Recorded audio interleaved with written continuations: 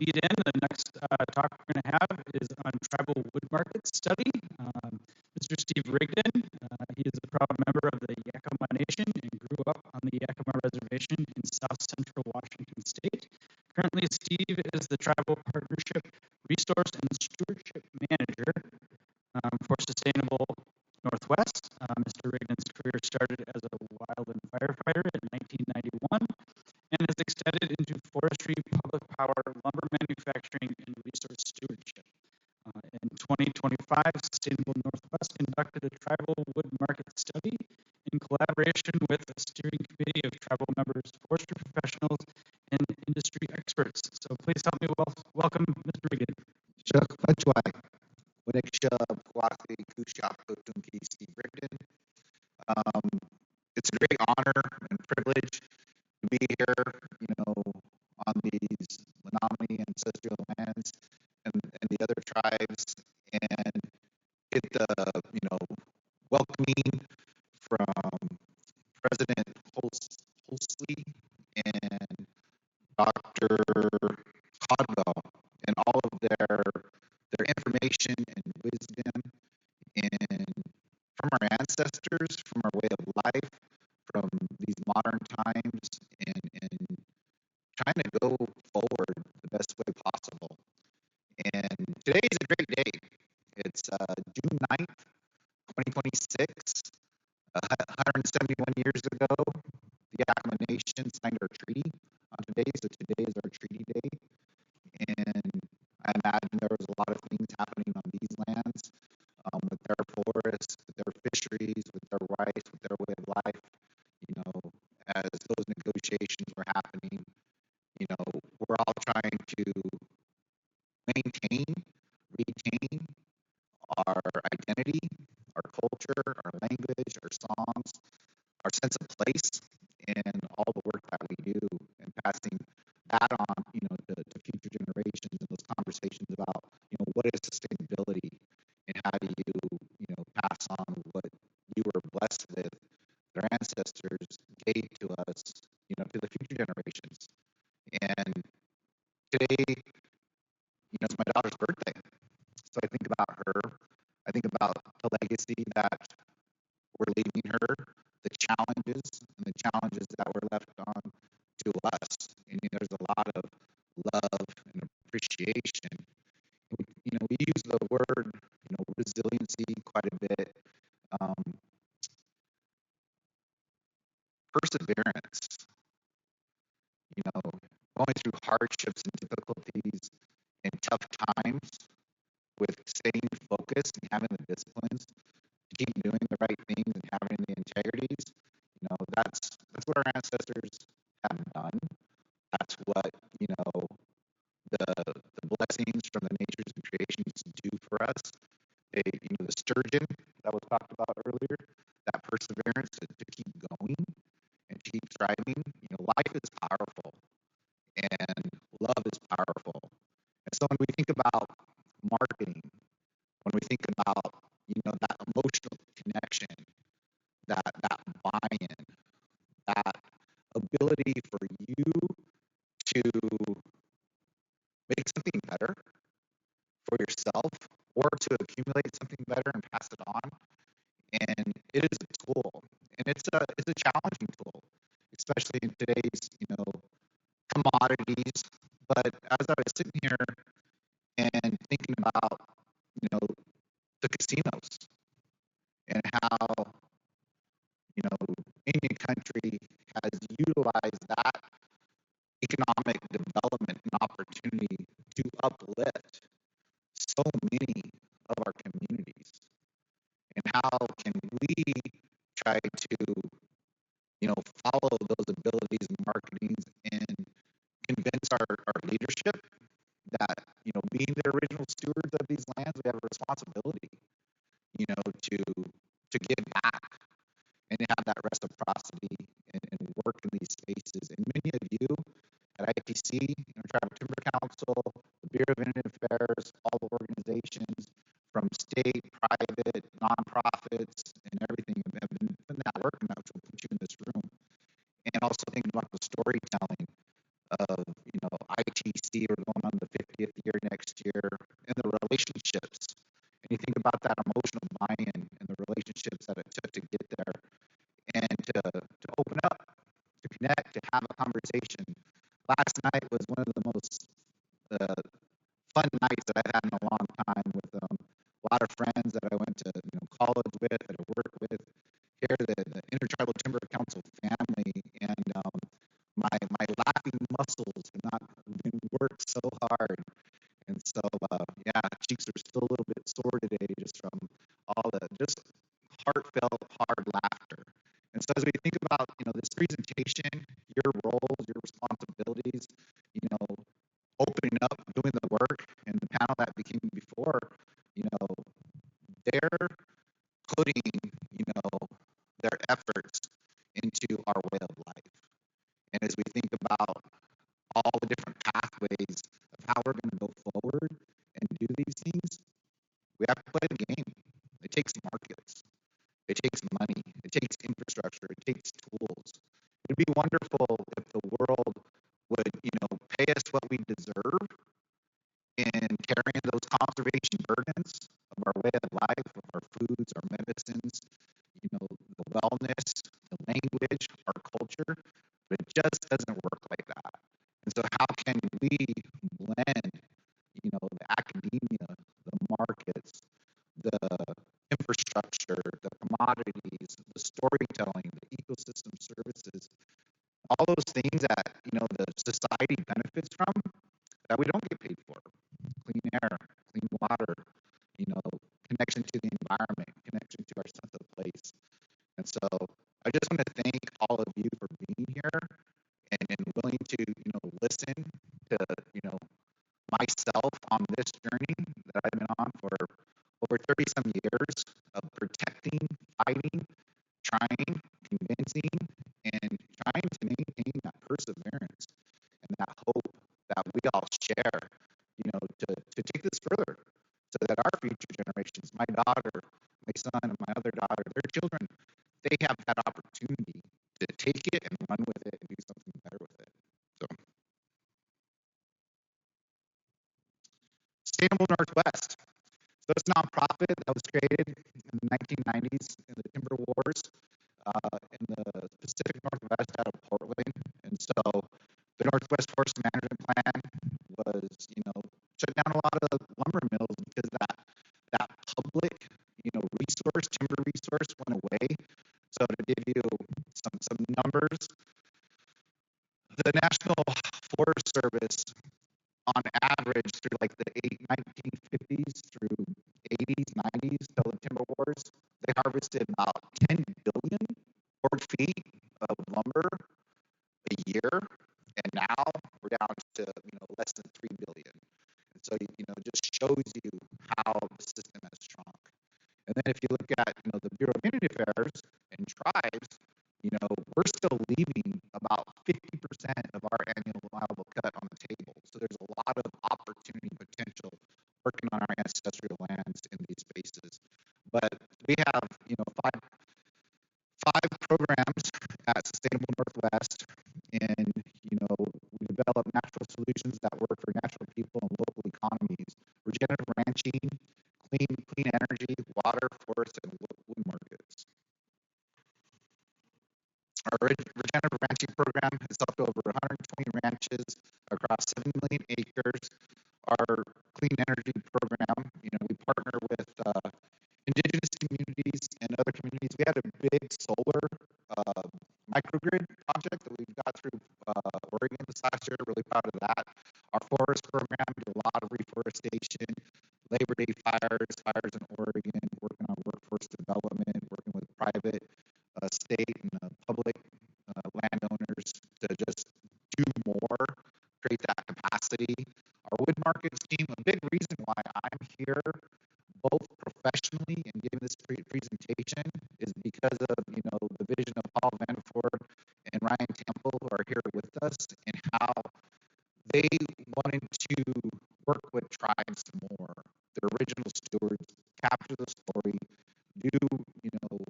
get our lumber sourced into different projects. The Portland Airport, that's our big flagship, and I was working as the general manager of Yakima Forest time, my medallion here.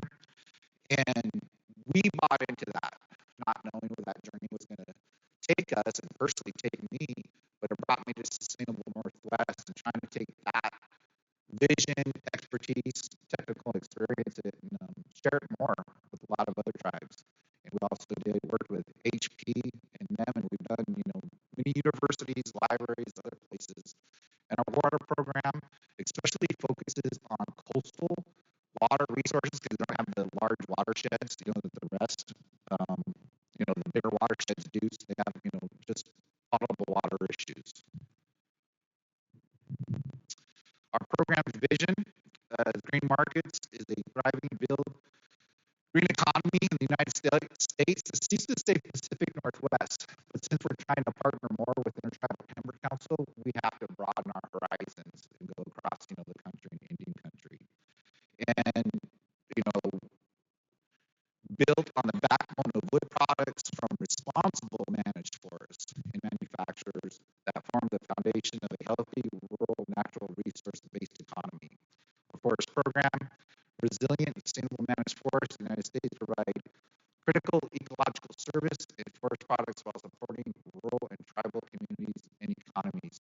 And Sustainable Northwest has really aligned itself, with tribal communities, what's best for our environment, following, these processes. I'm struggling with the word natural, because natural seems like it's untouched, like in the definition of, how humans interact with it. And we all know that our indigenous ancestors totally managed these lands for millennia.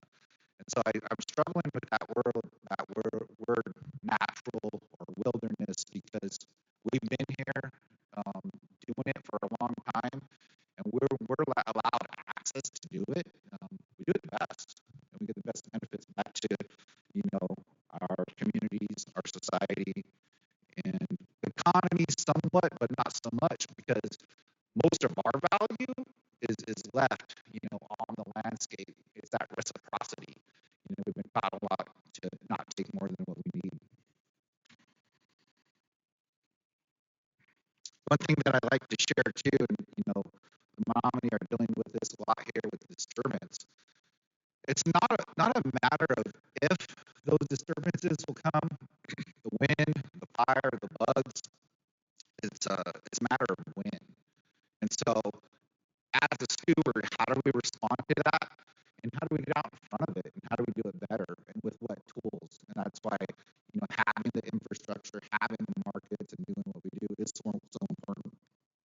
And then it gets back to our community wellness, because having access into these environments, one thing I like to talk about is when you go to the lakes, when you go to the rivers, when you go into the forests, when you go to the oceans, you get really grounded. There's this sense of welcoming, the sense of home. We talked about, the life. Everything's living. Everything has, a soul and an essence. And you're loved. And it's because when you go into these places, your heart is open. And you share that love with these things, and it reciprocates. It gives it back. And that's why it feels so good to get grounded and go to these places and appreciate it. So, it's our responsibility to keep taking care of that. So getting into, our presentation of why we're here, Intertribal Timber Council took this on, the wood market branding, back in 2011, 2013. At that time, manufacturers, buyers, architects, construction folks, everybody, they weren't attuned to what we brought to the table, and they weren't willing to pay for those values. And so it did not go that far, but all of us knowing what we do, throughout our careers and bringing it to the table, know that value, society has changed. People want to know where their food comes from. They want to know where their energy comes from. They want to know, where their wood products come from. And so this study has really been able to capture that. And we were very fortunate to be funded by the Cliff Foundation. So the Cliff Bar, supporting us in doing this study and looking at, is there an opportunity for, tribal wood market branding in that space. So what is tribal wood?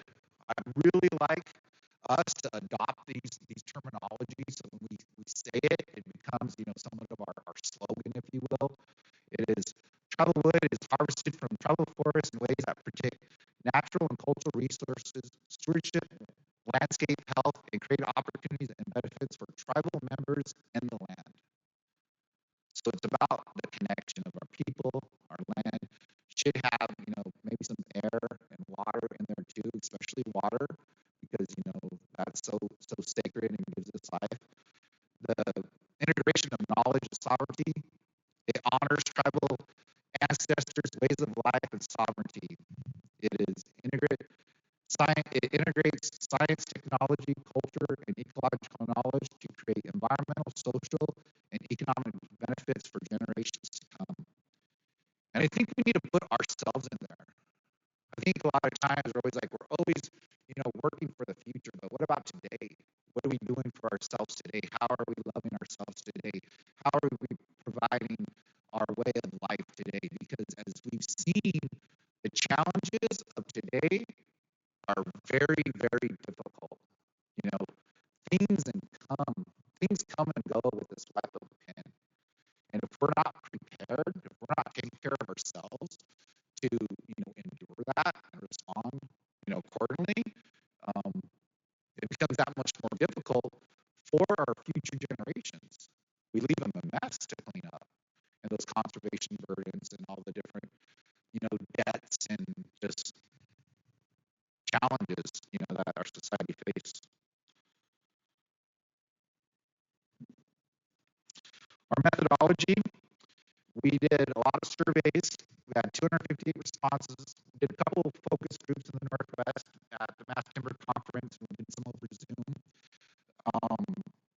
We had interviews, and we did also look at different sources of information from the Bureau of the Forest Service, the Bureau of Business and Economic Research, the Western Wood Products, and the University of Washington. So the recommendations,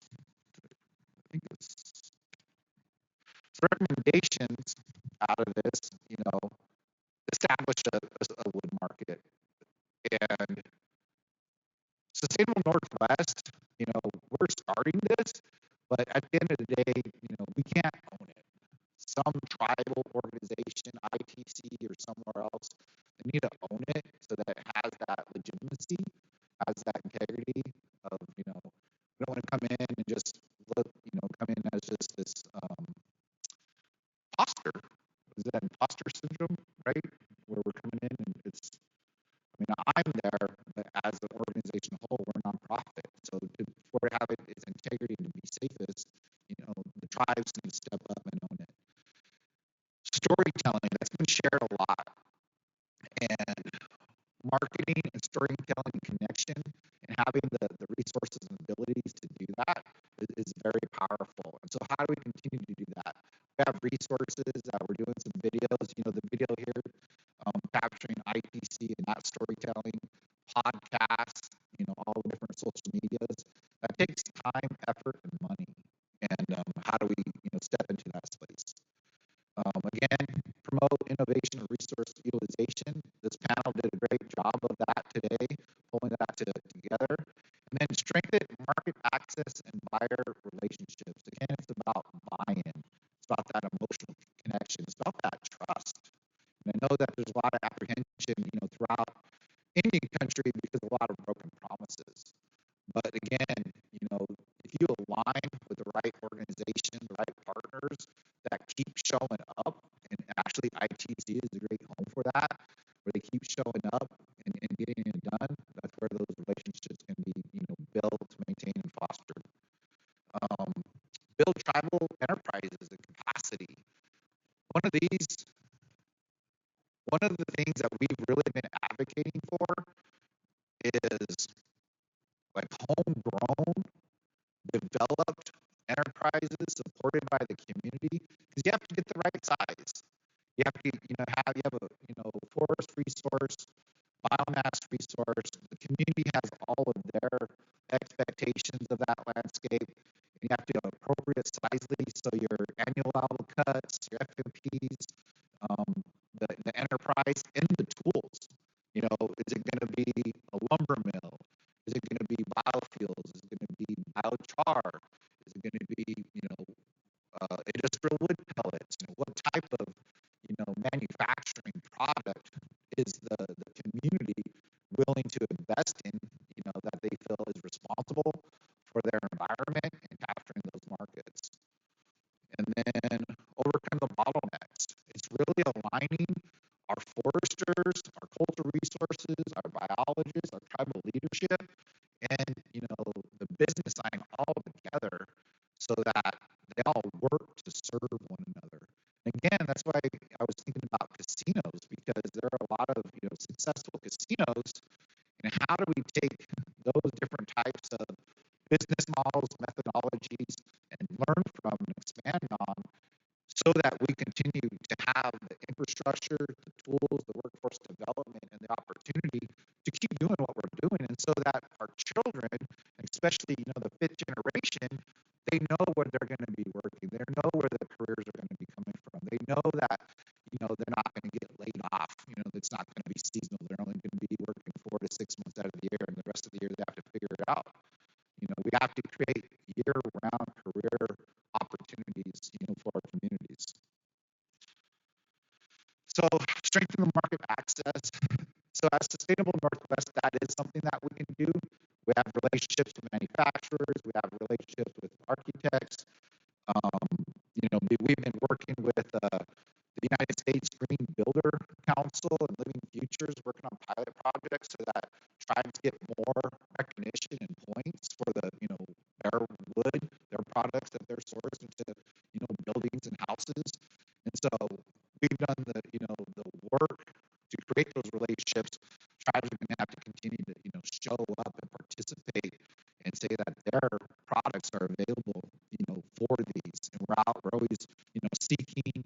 We just talked with, Menominee here just last week. It's like, we have stuff coming up. Are you willing to participate and at least see if there's an opportunity there for us to go together and, source this material? Again, back to storytelling. It increased demand. A lot of people support tribes. They say it, and it's like, how do we get them to buy into it more? So it's when it's right there in their just in front of them, they're choosing tribal wood products, so that they're willing to maybe pay a little bit more for energy, a little bit more for transportation fuel, a little bit more for lumber, and they know that they're supporting all those other benefits that don't get monetized in your traditional economical model with water, clean air, culture, language. When you talk about being American, what does that really mean? And helping to support the original land stewards. And you look at, we get a lot of credit now through academia, federal government, and some manufacturers of our forests, our environments, having that balance. And with that balance comes, opportunity. And so we're also challenged to carry that conservation burden. And so why don't we lean into it and actually get more resources so that we can be better stewards and clean up those messes?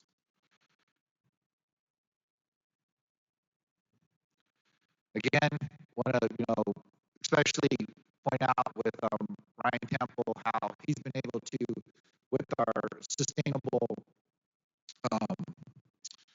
wood sister organization at Sustainable Northwest, bring in a lot of, tribes, their storytelling, doing, showcasing them, bringing in, buyers, and we did that this last November.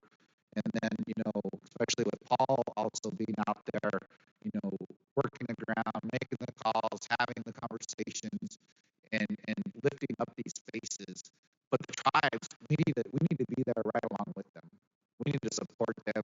We need to show up, with them in these spaces so that we're telling our own stories and that it resonates, it hits home, for the people that are willing to, support these opportunities. Promote innovation and resource utilization. I think right now we're in a situation where the world is just really being challenged of global markets versus, national markets. And if we're going to do homegrown activities, are we going to be looking to, export, or are we going to be looking, to support our local communities and commodities and our domestic, issues for energy, for wood manufacturing, housing, affordable housing? I was talking, with some friends from the Southwest about, the situation we're dealing with, ponderosa pine and trying to find a home for it. And just going back to the old ways and turning these, big ponderosa pine logs into log homes and trying to find ways to make it affordable so that we're getting the community buy-in so that our younger generations have a place of their own, or, we can, do it in a multiple unit setting so that those different generations, they're living together, but we're still helping address, the affordable housing situation that we're dealing with, throughout the United States and Indian country, but we're managing our forests. We're having tools so that our logs have a place to go and serve our communities too. And so, thinking outside the box, being innovative, and allowing access. And when I mean access, I'm talking capital, financing. We have a lot of access, for financing capital for casinos because it is the cash cow. But how do we get that access to capital and work the right partners for, our forests, for our environment? Because, this is what takes care of us in so many ways. It takes care of our watershed, takes care of our foods, our medicines, our way of life. And it's what we have. And with a lot of our reservations, it's finite. It's all that we have. And so, it's up against it and a lot of different pressures, and we have to take care of it. Again, overcoming some of the bottlenecks, all the tools, streamlining, permitting. I know there's a lot of effort in that. And one of the other things is interest. How do we get our younger generations willing to do that hard work? Raising warriors, willing to get up early in the morning, willing, it's almost like a military campaign where it's like, be the best you can be and get out there and do the hard work. We're able to do it in fighting fire, but we're not able to do it, as much with manufacturing jobs and loggers. How do we get into those systems and continue to show them that there are careers here? And that's where it comes down to, the permitting processes, the annual allowable cuts, the consistency. I think one of the toughest things that we've learned in all of this is having the discipline and the consistency of doing the right thing and keep it going because of the ebbs and flows of the, society and commodities and markets and finance and all of that. But if we stay, focused and consistent, we'll be that much more successful. And then one thing that we're doing is we know that we don't know it all. And so we need all of your help to share what you're doing and how you're doing it so that we can learn and grow and cherry pick and just find easier ways to get it done. And the Kalispell, Ray Hens and his team, they came in and they hosted a knowledge sharing opportunity with us this last March. We want to do more knowledge sharing opportunities together. One that is really coming hot and heavy at a lot of folks is data centers. And so if you're interested and you know something about that in that space, good or bad or indifferent, please contact me because that's the next one that we want to really get out in front of and talk about and start, really thinking through these processes because tribes are getting pressured. And I know some tribes, they're going to, welcome data centers because of the economic development and the opportunity tribes are going to say no, it's not worth it. And then other tribes are going to be somewhere in the middle. But the thing is, data centers are coming. And how are we going to position ourselves to not get just railroaded by the conservation burdens where we've been so many times before with, dams, irrigation, renewable energy, fossil fuel energy, farms, all our cultural stuff. And is there a way for us to get out in front of it and leverage what we do in a better way, with, this next best thing that society is just going to do? And call to action. We need everyone to work, create those relationships, convince tribal leadership, reaffirm responsibility. Responsibility is internal. Talking to you here now, this is like pushing out accountability. But when you go home, when you go back to work, looking in the mirror and say, this is what I'm going to do. These are the steps that I'm going to take, to make it happen. And then getting that buy-in from the public too. One thing that we're trying to do is we're trying to align ourselves with Intertribal Timber Council, so we have that leadership, that wisdom and guidance, as an organization through Sustainable Northwest. Keep doing what we're doing, but it's it's with the wisdom and guidance, of this organization, of our ancestors, of our tribal ways, and it's collective. It's embodied Indian country in a good way, and giving back to the land. So we're fortunate as a nonprofit. We got this IRA grant that we're helping tribes out with. The Cliff Foundation, literally brought this opportunity out. We have the AMP grant that we're looking to, put more dollars on the ground with producers. And then we're also looking to create this hub. And I was really supportive of this situation because it helped us frame up our vision of creating, that hub of, who wants to partner with tribes, creating what tribes, capturing their vision and getting the right, technologies, the size and abilities together on what they want to do on their ancestral lands, and then getting the, investments, partners, capital stacks, and then making it available. And then hopefully it works out so it's scalable, so that we take this this hub, this concept, and we franchise it, and we work with as many tribes willing to, go there as they want. That was my last slide. Another thank you slide. So, thank you. We have time for a few questions, a couple minutes, but I know I'm in the way of you and your lunch, and so they were really smart to put me there because I can keep going. The market's starting to understand that, but they know that they need to get permission to share it.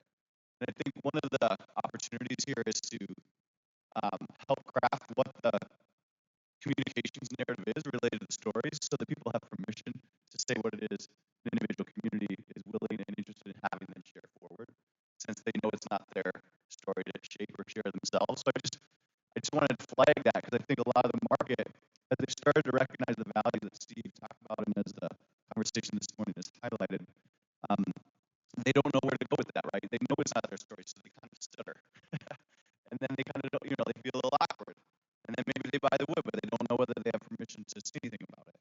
And so I think that's one of the places where we can step in, and individual tribal communities, as well as this effort, can really start to flesh out, well, what is it that the definitions look like? What is it that the permissions and the sharing look like, so that people can take that baton and run with it, and that we can create the reciprocity of kind of financial relationship as well as the market interest. Just wanted to flag that because it's not immediately obvious when we step into the space that would be such an interesting dynamic, but it definitely is proving to be. I don't want to take any more time here if there's other questions, but thank you for all of the time here today. And Steve, thank you.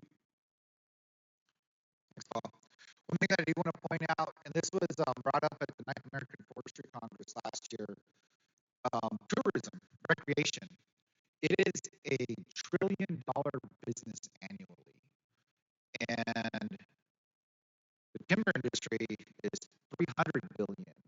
And so there's a ton of opportunity to partner with, ecosystem services, tourism, trails, boating, hunting, fishing, all of those things. And I think in this, marketing campaign, as we're looking for, people with money beyond data centers or some of the, harder core industrial types, it's tourism. And so So keep that in the back of your mind. And if we're able to complement our stewardship tourism with casinos, then we're all happy making it happen. So I just wanted to, to flag that we should be pulling those type of groups in too to help us do what we do.